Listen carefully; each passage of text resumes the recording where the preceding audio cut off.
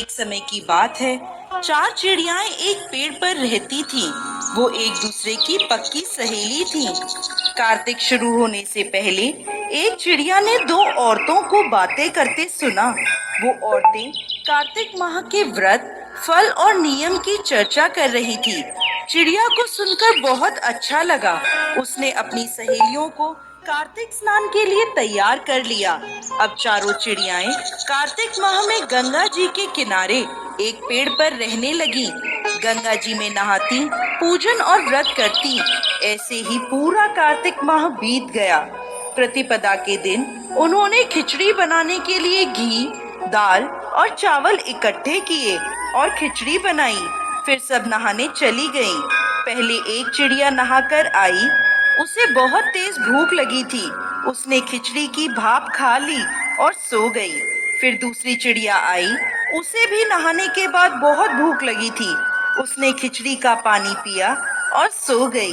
अब तीसरी चिड़िया आई।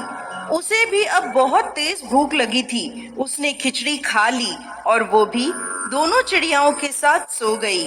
अब जब चौथी चिड़िया आई तो उसने देखा तीनों चिड़ियाएं सो रही हैं। उसे लगा ये तो खिचड़ी खाकर सो गई हैं। उसने खिचड़ी की खुरचन खाई और वो भी सो गई। उसी शाम देवलोक से तूफान आया और वो चारों चिड़ियाएं मर गई। अगले जन्म में जिस चिड़िया ने भाप खाई थी वो राजा के घर राजकुमारी बनी। जिस चिड़िया ने खिचड़ी का पानी पिया था वो कुम्हार के घर पैदा हुई।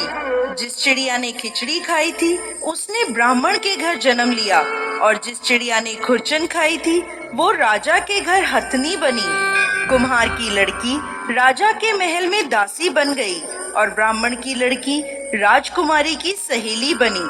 राजकुमारी को अपने पिछले जन्म की सब बातें याद थी।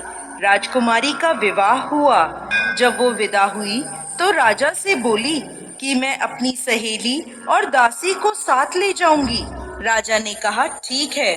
राजकुमारी फिर बोली मैं इस हथनी को भी साथ लेकर जाऊंगी। राजा ने सैनिकों से कहा हथनी को ले आओ, पर हथनी उठी ही नहीं।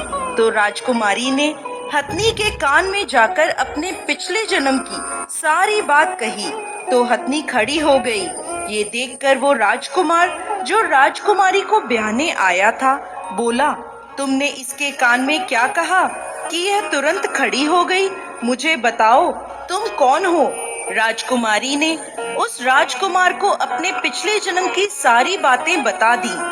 राजकुमार बोला कि कार्तिक नहाने का इतना फल होता है कि चिड़िया को मनुष्य की योनि मिल जाए, तो हम भी इस वर्ष जोड़े से कार्तिक स्नान करेंगे और खूब दान पुण्य करेंगे।